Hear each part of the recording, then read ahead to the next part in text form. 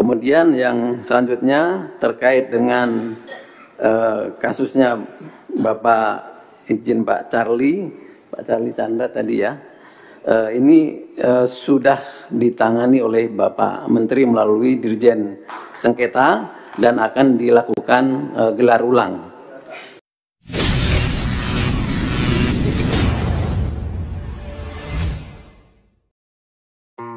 Perjuangan Charlie Chandra untuk merebut kembali tanah ayahnya yang berada di Desa Lemo Kabupaten Tangerang, Banten seluas 8,71 hektar yang saat ini dikuasai pengembang PIK 2 melalui PT Mandiri Bangun Makmur sepertinya menemukan jalan terang setelah warga Pademangan, Jakarta Utara itu ikut hadir di Komisi 2 DPR saat Forum Tanah Air, Tim Advokasi Melawan Oligarki Rakus Perampas Tanah Rakyat, dan Aliansi Rakyat Bergerak Kabupaten Sumeneb melakukan rapat dengar pendapat dengan komisi yang membidangi masalah dalam negeri, pertanahan, dan pemberdayaan aparatur tersebut. Pasalnya, dalam rapat itu terungkap kalau langkah Charlie dan kuasa hukumnya untuk menyurati Menteri ATR dan Kepala BPN Nusron Wahid agar sertifikat tanah milik ayahnya dipulihkan, ditindaklanjuti. Tidak hanya itu, dalam rapat tersebut staf khusus Menteri ATR BPN menyatakan bahwa sertifikat hak milik yang telah berusia di atas 5 tahun pembatalannya harus melalui pengadilan, sementara Kanwil BPN Banten membatalkan sertifikat hak milik ayah Charlie yang telah berusia 35 tahun, tanpa proses pengadilan. Yang lebih menarik, dalam rapat dengan pendapat itu anggota Komisi 2 dari fraksi Gerindra mengingatkan BPN bahwa era pemerintahan Presiden Prabowo berbeda dengan pemimpin-pemimpin sebelumnya, sehingga jangan lagi main-main dengan mafia tanah dan juga jangan memberi kemudahan untuk oligarki yang punya keinginan untuk menyimpang dari kepentingan negara ini, Indonesia. Ya, terima kasih Pak Pimpinan yang saya hormati. Saya Charlie Chandra, saya sudah berjuang sejak 2013 Pak. Papa saya dijadikan tersangka atas tuduhan pemalsuan yang terjadi lebih dari 30 tahun yang lalu. Seharusnya tidak bisa diterima oleh polisi, Pak. Tahun 2015, 2013-2015 itu mereka PT Mandiri Bangun Makmur, Direktur Nono Sampono, mengambil surat kuasa dari ahli waris pemilik pertama. Bayangkan, pemilik yang sudah menjual tanahnya 35 tahun yang lalu bisa kasih kuasa ke Nono Sampono untuk menguasai tanah kami, Pak Pimpinan. Dan ketika itu terjadi, saya biarkan saja karena saya tahu saya tidak bisa melawan. Suatu hari, saya punya saudara yang teman baik dengan Aguan, minta saya jual. Bayangkan, ini teman baiknya, itu saudara saya. Ketika saya mencoba negosiasi, malah saya dilaporkan ke polisi, Pak. Saya diundang ke kantor PIK 2, di situ sudah ada penyidik. Penyidik yang mentersangkakan papa saya sendiri, Pak.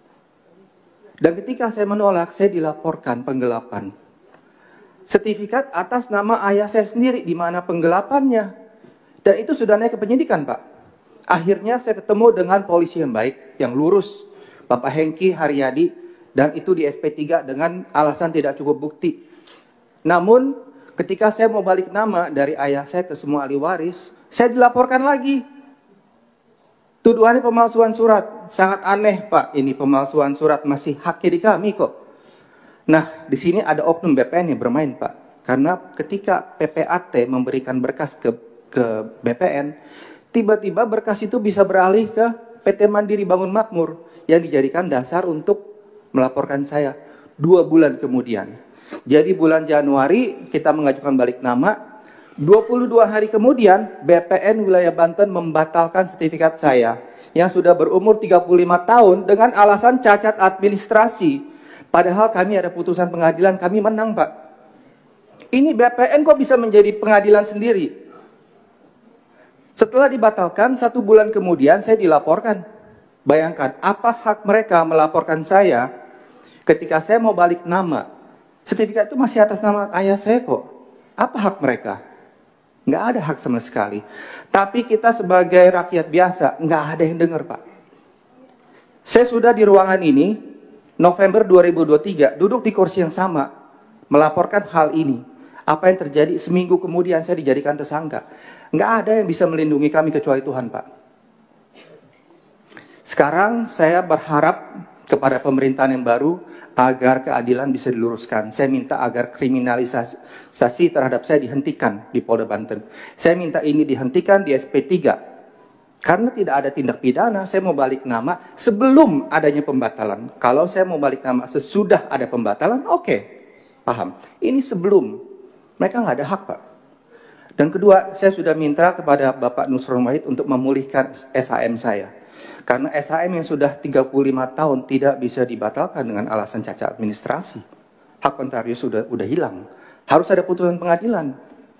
Lalu apa dasar mereka membatalkan sertifikat saya? Dengan alasan cacat administrasi 35 tahun kemudian. Dasarnya adalah permintaan dari Nono Sampono yang memberikan jaminan bahwa BPN tidak akan kena sanksi pidana dan perdata.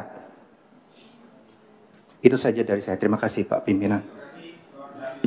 Terhadap hapusnya hak diatur juga di dalam mekanisme. Mohon maaf ini disampaikan karena ini peraturannya gitu ya. Nanti biar kita diskusi. Kita tidak mengurangi, kita tidak menambah terhadap makna dan isi peraturannya. Terhadap tuntutan pembatalan 19 hak milik tersebut tidak dapat dilakukan melalui cacat administrasi karena penerbitan hak milik tersebut telah melebihi 5 tahun. Sehingga pembatalannya hanya dapat dilakukan melalui mekanisme peradilan walaupun mungkin tidak suka. Tetapi ini adalah aturan. Sebagaimana dimaksud dalam peraturan pemerintah nomor 18 tahun 2021 tentang hak pengelolaan, hak atas tanah, satuan rumah susun, dan pendaftaran tanah di dalam pasal 64. Kemudian yang selanjutnya terkait dengan kasusnya Bapak izin Pak Charlie Chandra tadi ya, ini sudah ditangani oleh Bapak Menteri melalui Dirjen Sengketa dan akan dilakukan gelar ulang. Demikian Bapak yang dapat kami sampaikan. Mungkin Pak Kakan Kabupaten Tangerang ataupun Serang dapat menambahkan. Terima kasih. Tunggu saya koreksi dulu Pak ya. Jadi yang urusan Pak Charlie tadi, ya Pak Charlie kalau saya tadi ya namanya ya. Ini sudah akan digelar ulang, berarti sudah ada progresnya ya? Baik. Sudah diperintahkan oleh Pak Menteri untuk dilakukan gelar ulang di kementerian, Pak. Tinggal diikuti saja nanti Pak ya prosesnya ya. Pak Kakanwil Banten, Bu Reska. Nah, kita sebenarnya banyak berharap sama Bu Reska ini karena sebelumnya Bu Reska yang duduk sebagai anggota DPR RI lebih galak daripada anggota-anggota DPR RI yang laki-laki yang hari ini hadir di sini nih.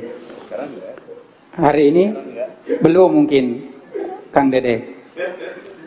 Kepada Forum Tanah Air beserta seluruh jajaran dan teman-teman yang hadir, tim advokasi, aliansi rakyat dan seluruh teman-teman semua yang hadir, kami merasa bangga tentunya di Komisi 2 karena hari ini kami banyak menerima aduan-aduan karena di Komisi 2 bukan hanya menyangkut yang masalah pertanahan, tapi kami lagi-lagi selalu mendahulukan yang penting-penting. Maka dari itu hari ini kami menerima semua teman-teman. Jadi sebenarnya kita tidak hanya meminta BPN untuk berbenah, tapi kami juga anggota DPR RI sedang berbenah, termasuk setiap hari Selasa kami mengagendakan rapatnya khusus untuk penerimaan aduan-aduan. Jadi ini saman terbuka, samannya media sosial begitu cepat, jadi tidak ada cara lain, kita semua harus berbenah. Bukan hanya pemerintah yang kita minta berbenah, tapi DPR juga mesti harus berbenah dalam rangka bagaimana mewujudkan keadilan bagi seluruh rakyat yang kita wakili.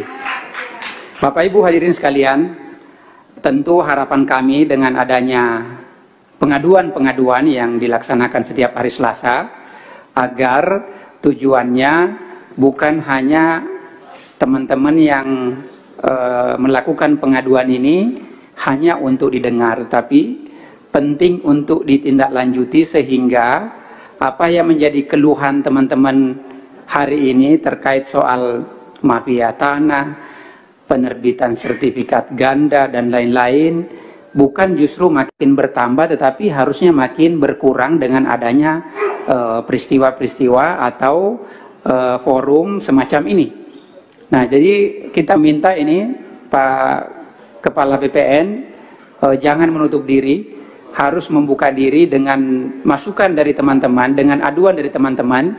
Kita tahu bahwa di BPN ini juga tidak semuanya perilakunya menyimpang, tapi saya meyakini bahwa yang namanya manusia itu pasti ada sisi-sisi kebaikan dalam dirinya. Dengan mudah-mudahan ini, apalagi momentum bulan puasa ini, kita harus lebih terbuka kepada publik, kita harus lebih terbuka kepada masyarakat, terutama teman-teman kita yang melakukan pengaduan hari ini.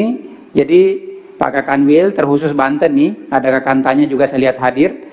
Jangan hanya lepas dari forum ini menerima aduan, setelah itu tidak ditindaklanjuti. Jadi kita berharap, terutama saya ini dari Partai Gerindra, Pak Prabowo berbeda dengan pemimpin-pemimpin yang lain. Jadi jangan coba-coba lagi main-main terkait dengan mafia tanah ini. Tidak ada tempat bagi mafia tanah, Pak. Kita pengen semua kekayaan alam yang dikelola oleh negara harus diperuntukkan untuk kemakmuran seluruh rakyat Indonesia. Tidak boleh karena misalnya si A didirect atau misalnya ada backingan dari belakang terus kemudian harus dibela. Yang tidak punya backingan tidak dibela. Hari ini karena Pak Prabowo sudah jadi presiden dan beliau menyampaikan dengan gamblang, jangan coba main-main. Jadi kita tidak pengen kejadian-kejadian yang terjadi hari ini di Banten, di Desa Kohot, terulang yang sama dengan di daerah-daerah lain. Dan tidak mustahil, Pak. Semua hampir kota-kota besar hari ini terkait soal reklamasi sebagian besar bermasalah. Pemerintah, DPR, kami tidak melarang soal reklamasi, tapi yang pasti taat aturan. Jangan melanggar aturan.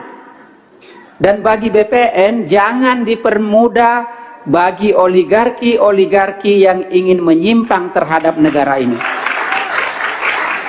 Tidak ada tempat bagi mereka, Pak. Sudah terlalu lama mereka merampok kekayaan negara dan mereka nikmati sendiri dan membuat rakyat susah. Tidak boleh kejadian lagi ke depan hal semacam ini.